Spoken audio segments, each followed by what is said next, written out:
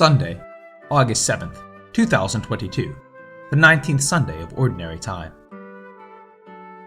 The instructions of Jesus in today's Gospel follow the theme of last Sunday's Gospel on identifying what is most valuable.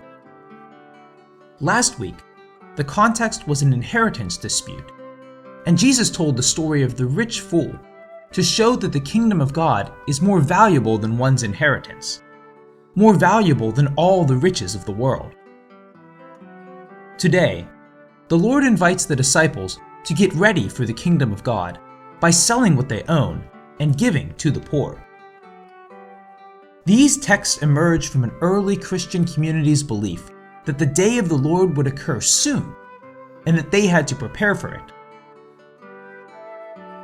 Before we focus on the kingdom, I must say that I am personally amused by how Jesus addresses the group of his followers as a little flock.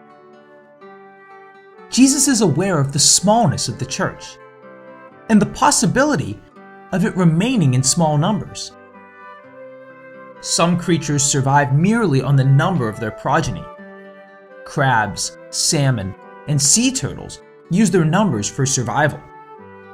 Sardines and mackerels are examples of survival by numbers.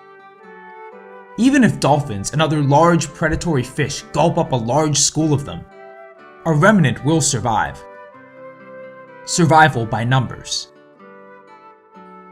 But Jesus does not count on numbers. Remember, he had told us the story of the shepherd who goes in search of the one lost sheep, leaving behind the 99.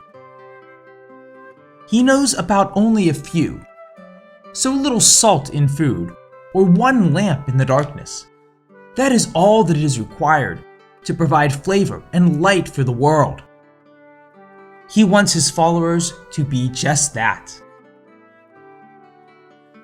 The smallness could lead people into paralyzing inaction, looking at the insignificance of their size and the insignificant effects of their actions. Jesus is reminding the little flock of the importance of caring for others with all the resources they have.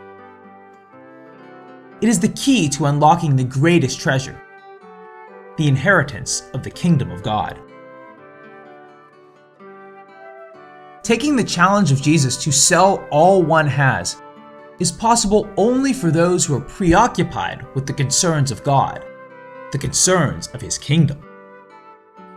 In psychotherapy, psychologists give special attention to Freudian slips. These are words that inadvertently appear awkwardly in conversations. These words most often refer to that which the mind is preoccupied. Jesus talks about the preoccupation of the mind with an infallible dictum to read one's mind. Where one's mind is, there is one's treasure. What one considers as treasure is identifiable by what one's preoccupations are, or by analyzing the thoughts that occur in high frequency and duration. Sometimes, people are unaware of their actual preoccupations. I remember talking to a drug addict. As he explained, it became very clear that from morning until the evening, he had only one thought: where he would get money for his next hit. But he never admitted that he was a drug addict. When one craves for the establishment of the kingdom of God, one becomes prepared to sell all one has. The encouragement of the Lord to sell all one has is often misinterpreted as the gospel of inaction. If the Lord is coming so soon, it would be futile to work and to save food or money for anything.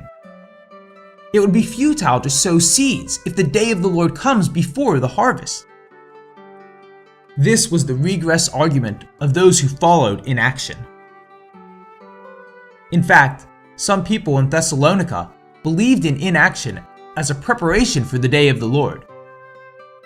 But St. Paul admonishes them to go on working quietly without interfering in the work of others. The parable of the master who went to the wedding feast is more a gospel of vigilant action than a gospel of inaction.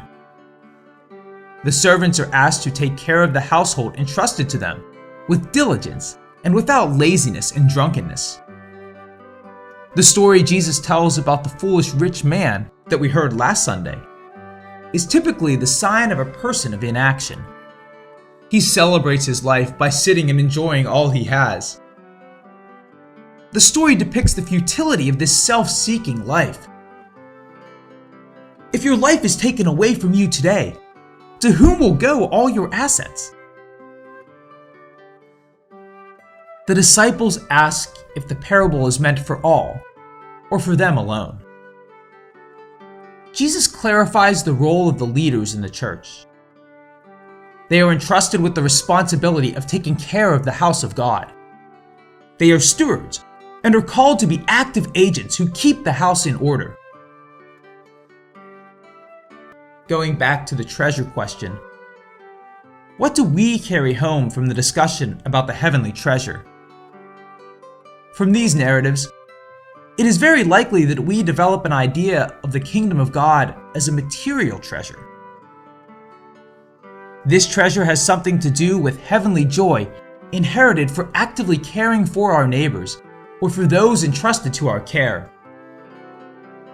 If we exit this world without leaving any good deeds for others to recount, what a miserable end that would be.